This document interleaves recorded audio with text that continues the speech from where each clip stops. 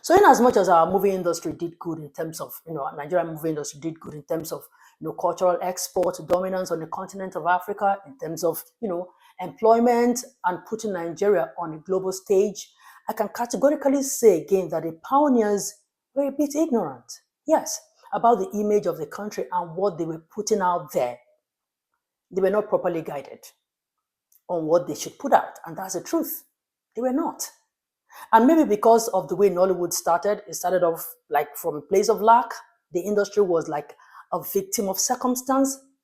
It was not properly planned. It was not a planned project, like a collaboration with the government when it started.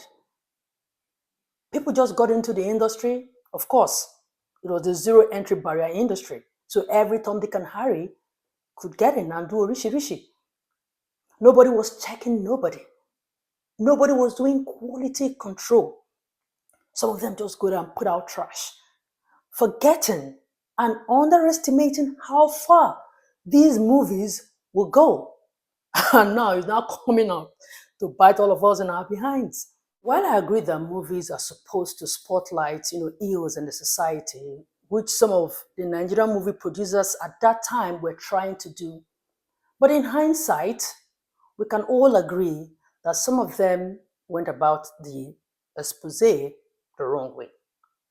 These ills we'll talk about, some of them were greatly exaggerated in a way that was detrimental to the image of this country without them even knowing it. They were not properly censored. They were not guided.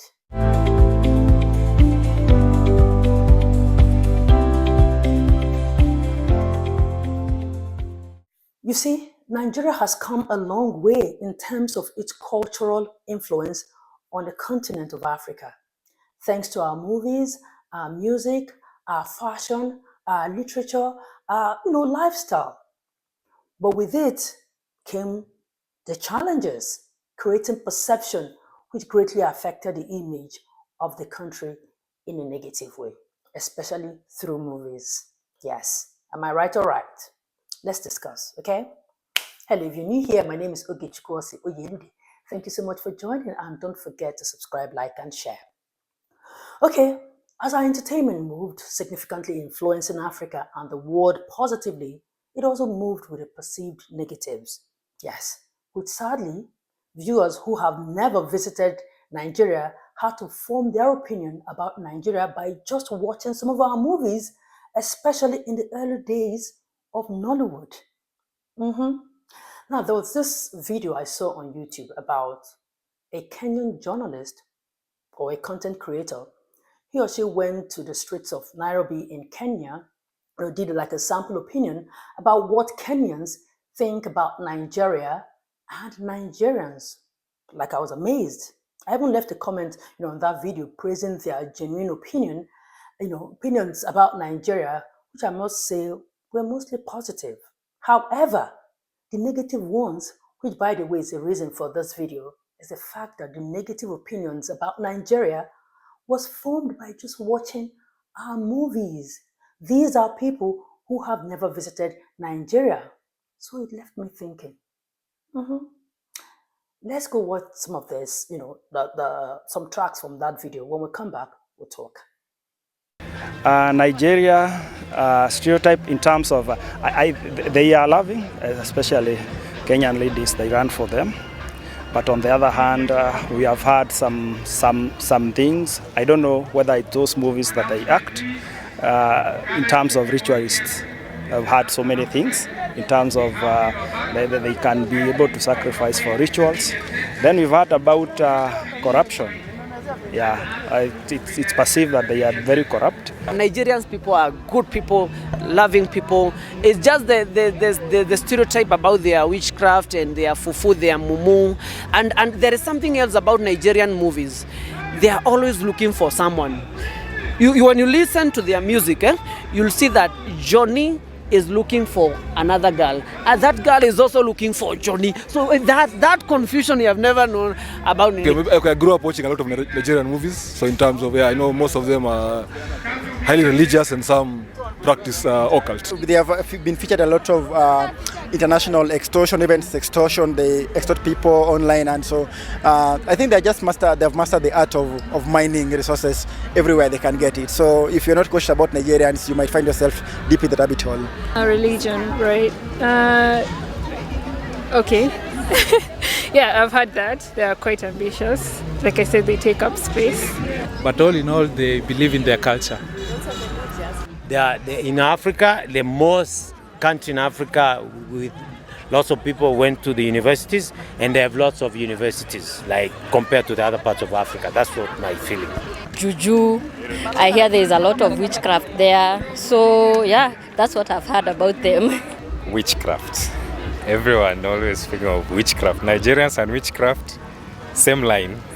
Yeah, Yahoo boys. Yeah, I've heard of Yahoo boys. Yeah. It's a thing in Nigeria. Yeah. Stereotypes about Nigerians. Stereotypes, I think they're very good in the arts, in music, in movies, in film. They're very good. Sports, football players, I think they're very, very good. Those are positive stereotypes. Their food, they eat too much bushmeat. They eat everything. The stereotype, I think most of the people think they are scammers. They do fishy business. Nigerian people are the best people so far because you find that they have one of the greatest dishes in the world. Apart from that one, you find that in terms of world of football, Nigerians as a team is a very great football. Yeah, they've won the African Cup of Nations several times. You know, those traditional witchcraft things. Yeah, that's the... I remember seeing the films of Kina Aki and Popo. The way the Freemason, I think. In fact, I was saying those guys are so more witchcraft. Yeah, cults, but I'm not sure about it. Can you date or marry a Nigerian? Of course. Everything goes with love. Yes, talking about dating or marrying a Nigeria, I don't believe in that. Since I've been watching a lot about Nigerian movies, and I believe witchcraft is really Nigeria. So, Manze, you can find yourself turning into a pot. Or can you marry a person who can disappear and reappear in the time he likes or she likes? I remain positive and optimistic about dating and marrying Nigerians. No problem. Yes, please. Why? I don't know. I can, since I'm also a Maasai, I am allowed to have multiple wives, so I can marry a Nigerian. I'm quite a bit skeptical and scared because you know of Israel stories and the juju and too much witchcraft, and also as in the movies, the way we watch their movies here. Yeah, I think I can't advise or date one. Yeah. Nigerian, but I'm looking for one. They're good, huh? I think they're cute by the chocolate. Show me your best Nigerian accent. Oh, Abisobia.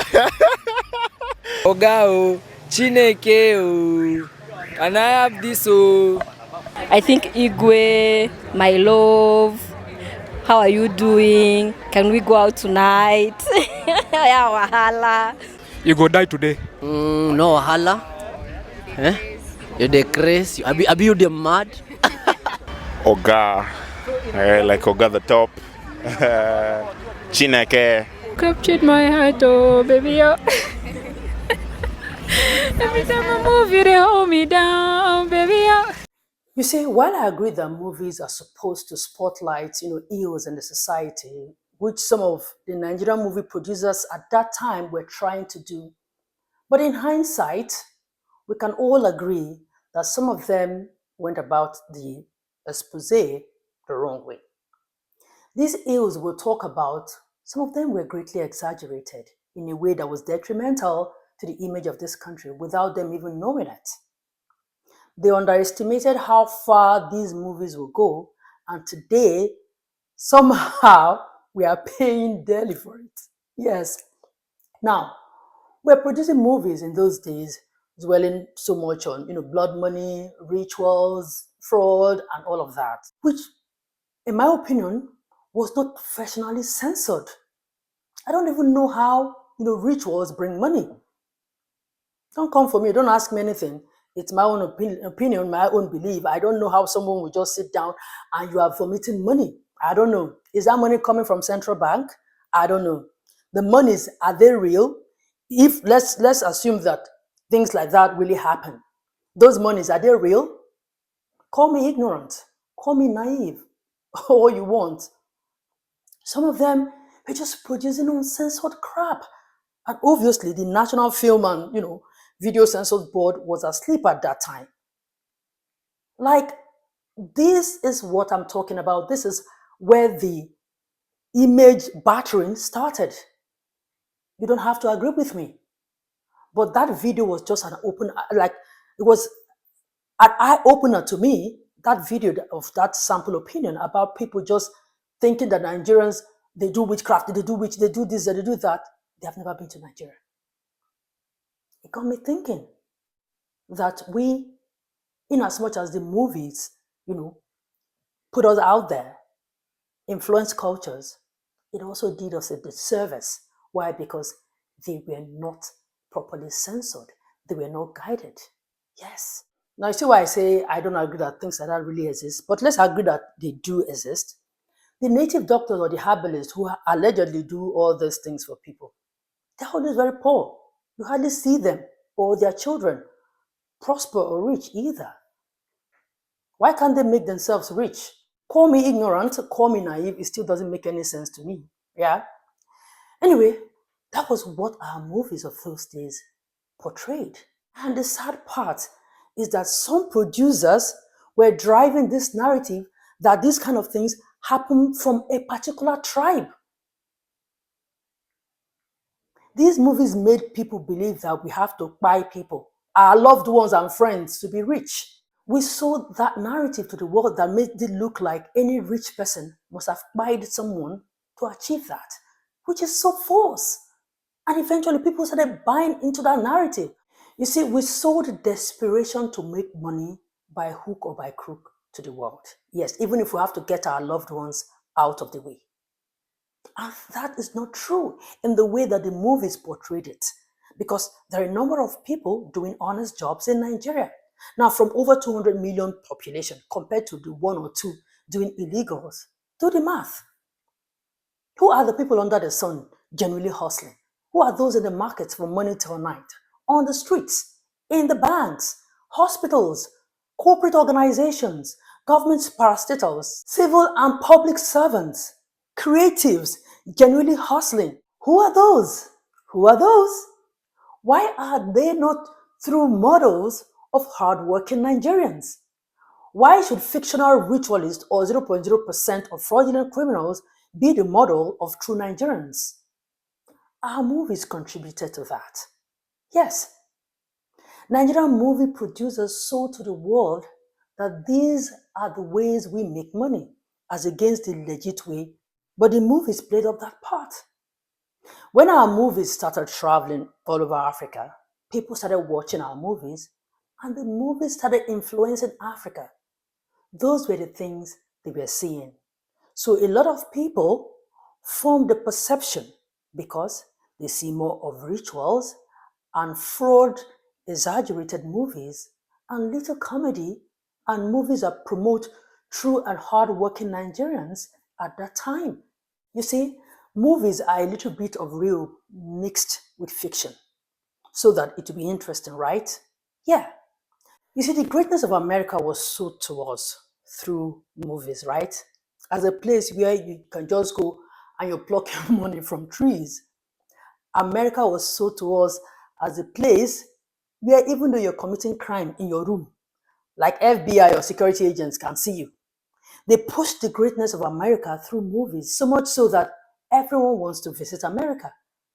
America was sold to us in such a way that anyone who wants to go there, you're already behaving yourself, you've not even gotten to the airport. That is what they sold. It's not like crimes don't happen there, don't get me wrong. But in our subconscious, we all know what we think about America. Why? American movies instill that subconsciousness to us. So in as much as our movie industry did good in terms of, Nigerian movie industry did good in terms of, cultural export dominance on the continent of Africa in terms of, employment and putting Nigeria on a global stage, I can categorically say again that the pioneers were a bit ignorant, yes, about the image of the country and what they were putting out there. They were not properly guided on what they should put out, and that's the truth. They were not.